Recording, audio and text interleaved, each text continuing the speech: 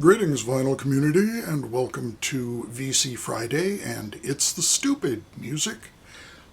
Today I'll be showing records that I picked up at this past weekend's record swap at the University of San Francisco, the KUSF Rockin' Swap. But first, I get to acknowledge some VCLT from John Rodriguez. I received an album that had been on my radar. I've seen it shown on the vinyl community and never owned a copy of The Insect Musicians by Graham Revell. And that certainly sounds like something that would be up my alley, and indeed it is. This is music created by Graham Revell, the film composer and previously member of SPK, using the sounds of insects. And it comes with a booklet detailing how the insects produce their various sounds, how some of the sonic material used is derived from things that may not be audible to the naked ear, but with recording you can slow down the music that is too, or the sounds that are too high-pitched for the human ear, or amplify the sounds that are too quiet for the human ear to catch. And it's all detailed in a very thorough booklet with cool pictures and historical background and biological background. And this is just really cool stuff. He acknowledges in the notes that there's a bit of a dilemma in producing music out of the samples of these sounds, because it can get to sound too much like actual human-produced music once you start amplifying, pitch correcting, and so on. And indeed, a lot of it sounds like synthesizers, but it is all produced from insect sounds. And the track that I'll include as a sample is Nature Morte, or Still Life, created from house cricket, European cicada, wood-boring beetle, African cicada, hornet, and queen bee laying. So thank you so much, John. I'm really delighted to have the Insect Musicians.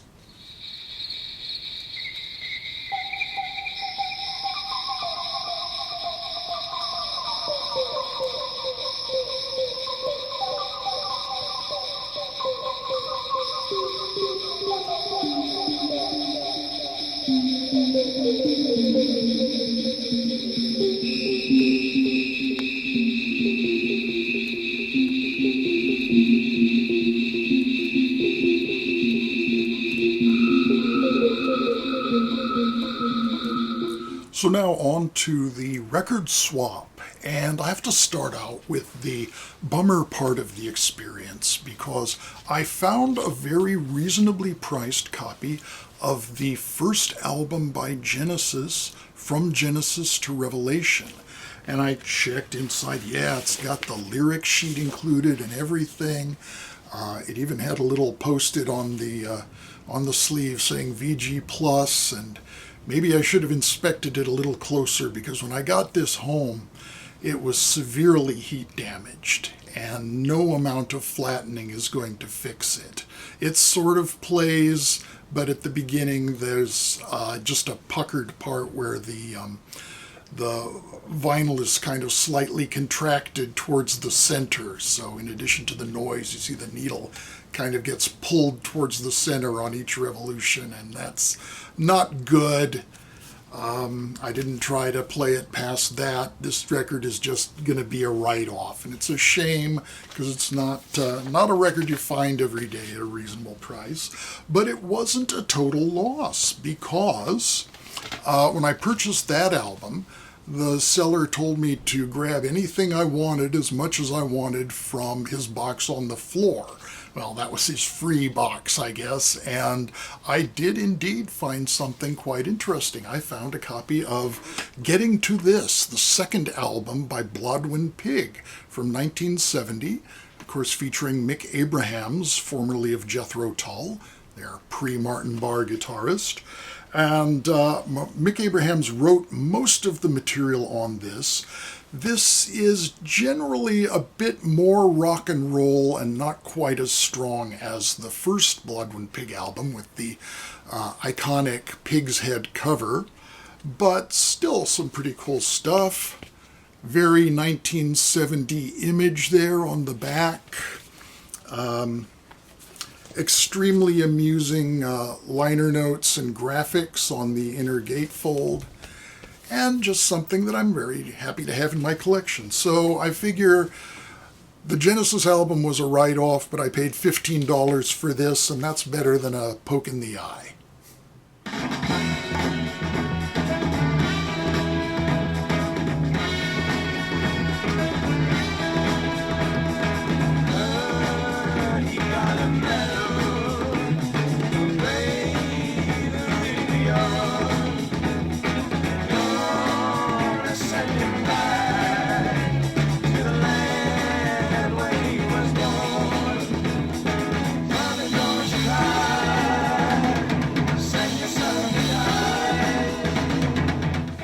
So that was the first thing I found at the swap. The very first album I found was Between Heaven and Hell, a German import by the great German hard rock, prog rock, krautrock band Jane. This is from 1977, and it is on the Brain label. This is my favorite of the Jane albums that I've heard. I haven't heard that many. Nice glossy gatefold cover, and if we're still doing import stickers, there's the Gem import sticker. Very spacey album. This is Jane at their proggiest. A lot of nods to Pink Floyd, especially on the side-long title track, which takes up side one. Great, great stuff.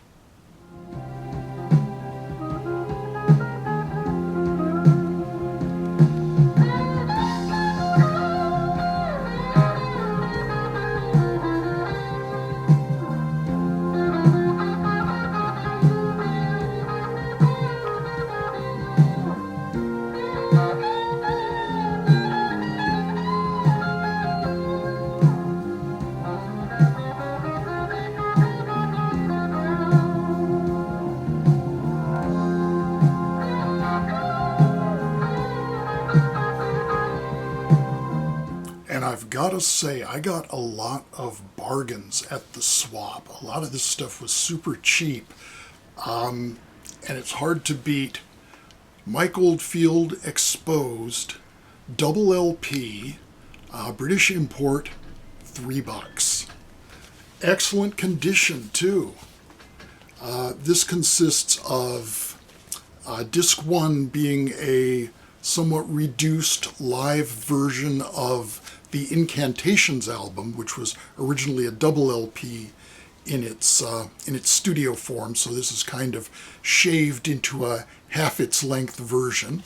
And this is with orchestra and lots of side musicians, including Maddie Pryor, who reprises her vocal turn in the part of Incantations that takes its lyrics from Hiawatha. And disc 2 is, what else? Tubular Bells with Guilty at the end, going into a reprise of the Tubular Bells theme from the end of side 1. And there we go.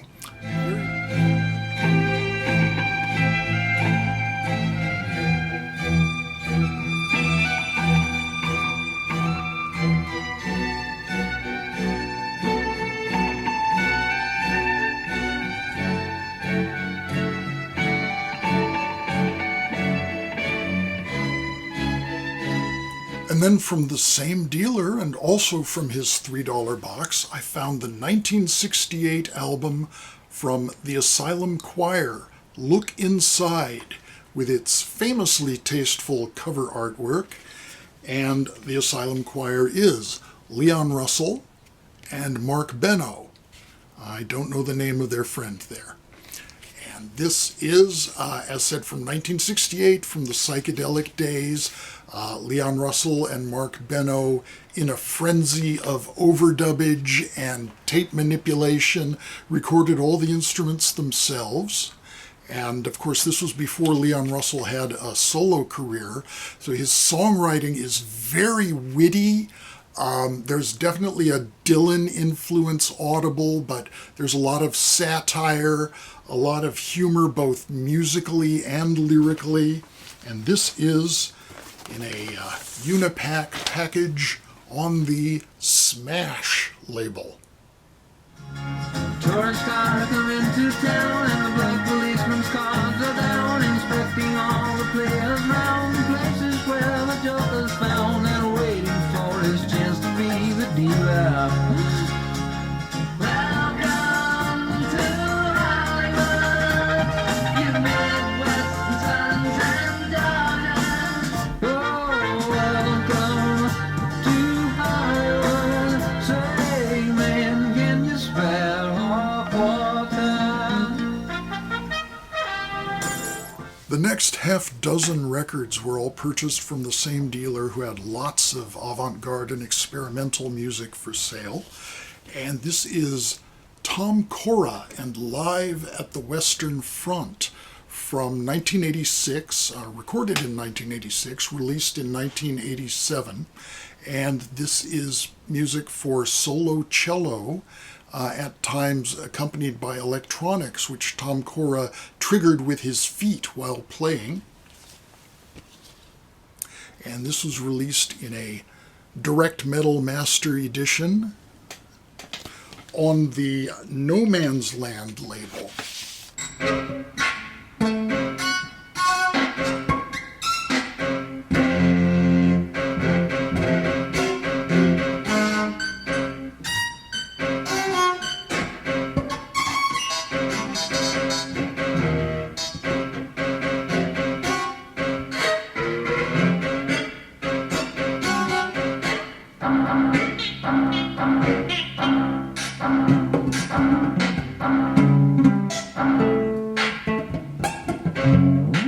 Tom Cora also appears on the next couple of albums, the first of which is this absolutely demented offering from the good Dr. Eugene Chadbourne, There'll Be No Tears Tonight. This is a 1987 reissue on the Fundamental label, on what was originally released on Chadbourne's Parachute label in 1980. And the difference between the two editions is that for this reissue, Chadbourne has pasted various reviews of the first edition. So he's sort of sullied the original artwork with clippings. And what this album is Eugene Chadbourne's takes on classic country and western songs. He is joined by several co-conspirators, including John Zorn and, as mentioned, Tom Cora. And these are songs like Carl Perkins' Honey Don't, Roger Miller's Dang Me, David Allan Coe's Take This Job and Shove It, Willie Nelson's Mr. Record Man, Merle Haggard's Swingin' Doors, Rex Griffin's There'll Be No Tears Tonight. And he's got the letter acknowledging from the publishing that he's using that song and using the title of it for his album. So this is completely mad and wonderful and silly and joyous. I'm out drinking with the rest of the guys. 6 rounds bought, I bought 5. I spent the groceries and half the rent. I like a $14, got 27 cents and dang. On me, they ought to take a rope and hang me. High from the highest tree. Woman, would you wait for me?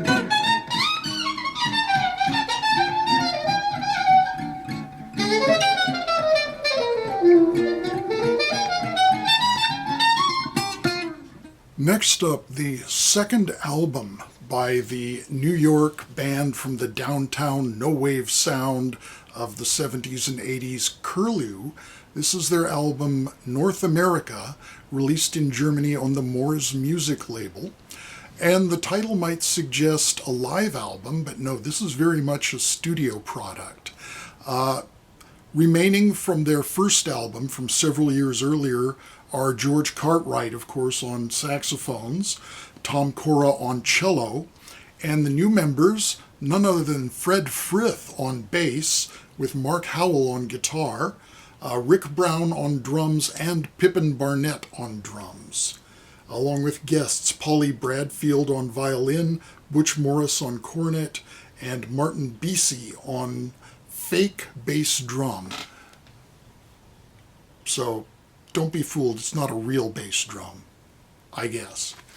And this is just a wonderful concatenation of avant-garde and gut bucket roots music, all blended together. Lots of old jazz ideas, lots of new jazz ideas, lots of completely unheard ideas, lots of intuition with no idea at all. So Curlew and North America.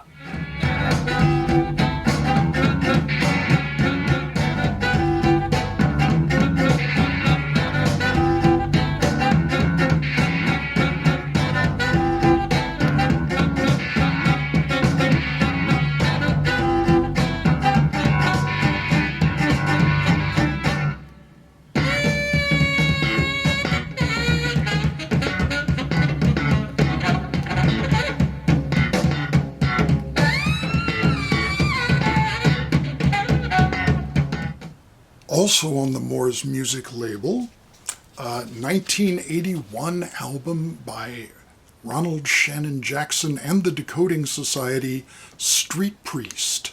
I just recently showed Jackson's album Nasty, also on the Moors Music label. This is the album that followed it. Again, it's a great combination of funk and free jazz. The Decoding Society consists of Zane Massey on saxophone, Lee Rosie on saxophone, Vernon Reed on guitar, Reverend Bruce Johnson on electric bass, Melvin Gibbs on electric bass, and Jackson himself, of course, on the drums. And I detect a certain Albert Ayler influence, particularly on the first track, where there's this kind of march feel that really ties in, I think, with Albert Ayler's aesthetic. Great stuff, high energy playing, and I'm going to provide a sample from the interestingly titled second track, Sperm Walk.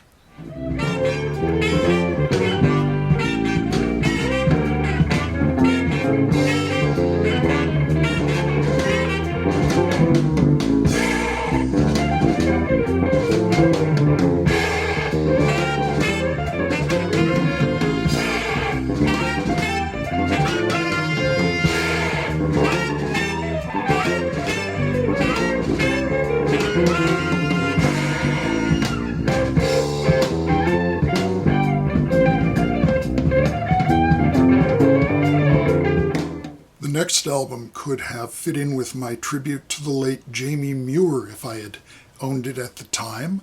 And it's also the only album at the swap that I spent a lot of money on, but it's worth it. And this is the album Trios by Company. And Company was the improvising collective in England that put on Company Weeks annually, organized by guitarist Derek Bailey at the Institute of Contemporary Arts in London. And this is from the Company Week of 1983. And there are 10 musicians contributing, and they are organized in various combinations of 3. So there are 5 actual trios, 1 trio minus 1, which was apparently supposed to be a trio and somebody didn't show up, and finally all the musicians but one, appear on the Trio of Trios. So you have 9 musicians improvising collectively.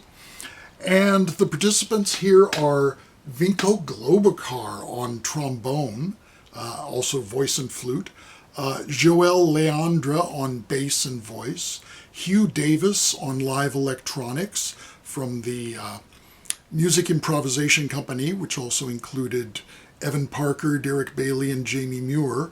So we've basically got all of them here.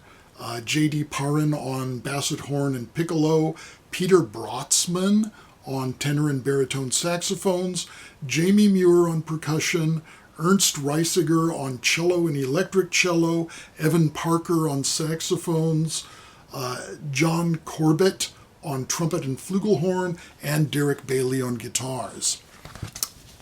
There they all are, and this is on the Incas label.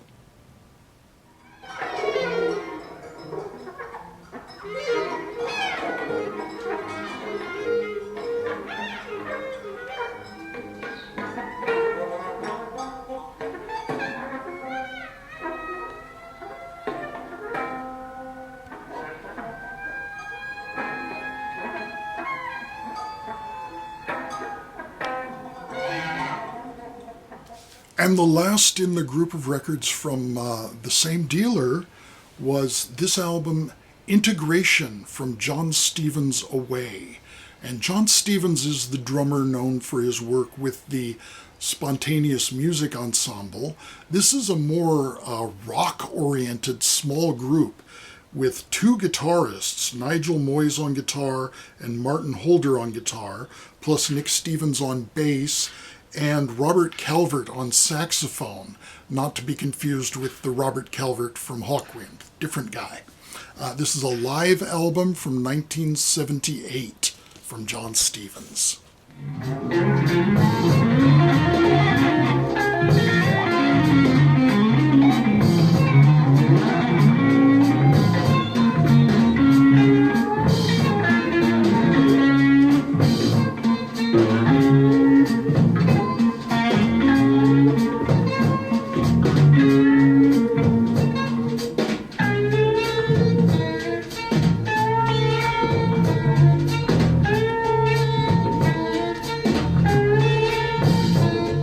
And still a couple more records from the swap, including Spirit of 1976 from Emile Richards and the Microtonal Blues Band, recorded live at Dante's in North Hollywood. And despite the title, this is an album from 1969, so 1976 was the future. The title actually comes from the title track, which opens the album and is based on a blues form, but with constantly changing time signatures that add up to 76 beats per chorus. And that's very much what this album is about. It's all about odd time signatures. It's distinctly in a Don Ellis kind of bag, the same kind of making the odd time signatures really a central feature of the music. And indeed, 3 of the 4 musicians in Ellis's Microtonal Blues Band are veterans of the Don Ellis big band. So we've got Emile Richards himself on vibes, electric vibes, octave marimba and percussion, Dave Mackay on piano and percussion, Ray Neapolitan on bass, who besides being in the Don Ellis band was the Doors bass player for the Morrison Hotel album, Joe Porcaro on drums, he's the father of the Porcaro brothers from Toto, and Mark Stevens on percussion. And the sample is all blues, which they do in 11 time. So they take the Miles Davis tune and lop off a beat to get to 11. And I think it swings really nicely in 11. I really like the way they make that groove.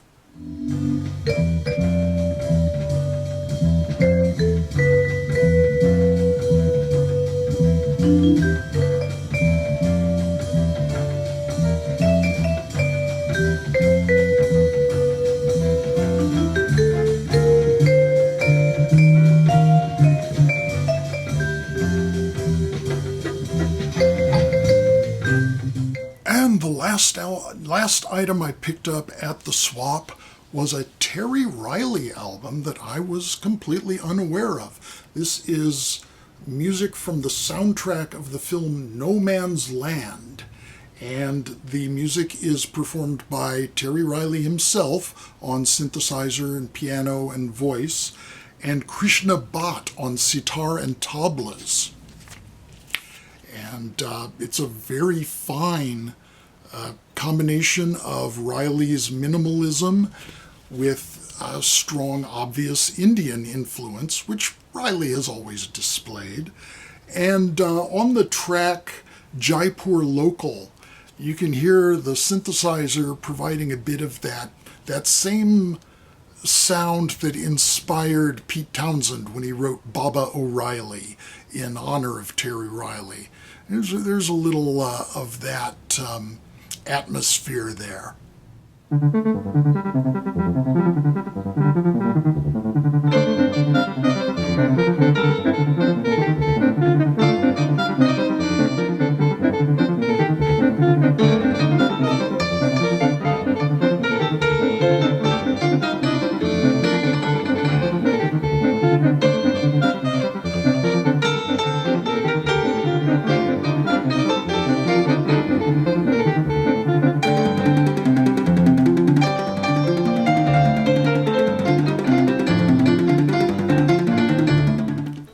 Was released in 1985 on the Planisphère label from Switzerland.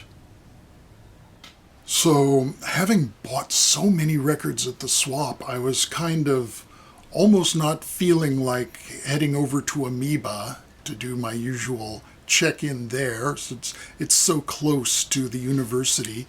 But I made it over there, and glad I did, because I picked up some good items, all from the bargain bin in the jazz section. I got this album, Twin House, by guitarists Larry Coryell and Philip Catherine. Excellent guitar duos, lots and lots of virtuosity here. This is from 1977 and released on the Elektra label.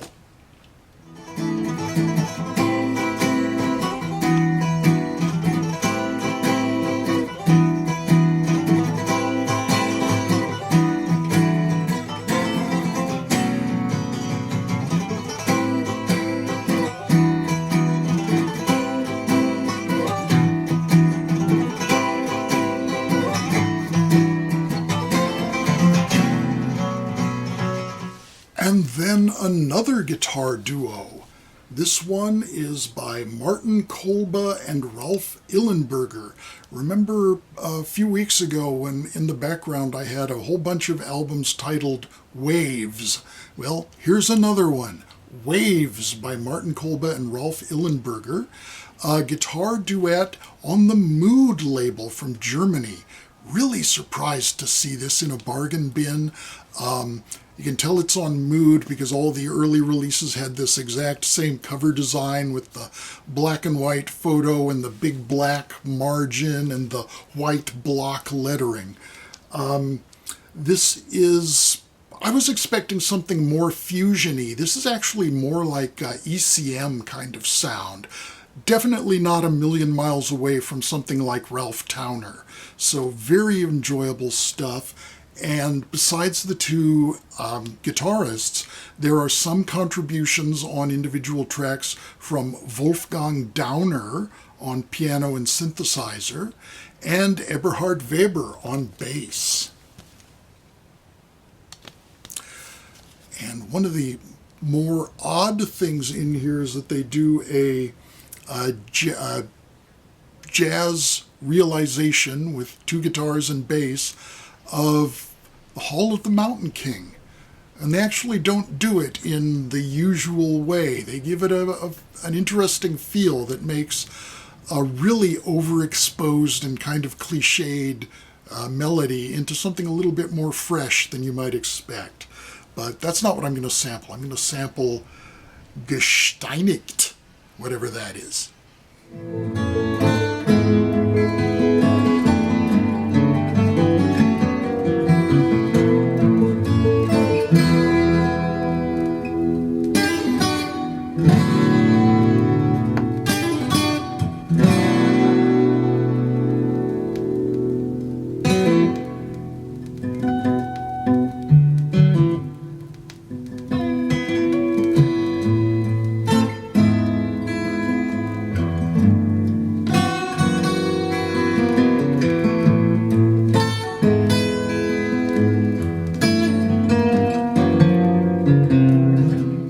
this last album very much is in a fusion bag.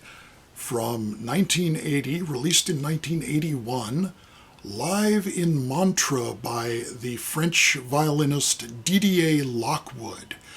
Didier Lockwood was a member of Magma for a time in the 70s. This, however, is pure fusion. He's got a pretty hot band, notably featuring Jan Hammer on synthesizer, also Jerry Brown on drums, otherwise Bob Malak on saxophone, Mark Peru on rhythm guitar. There's no lead guitar. Why is he credited with rhythm guitar? And Bo Steef on bass.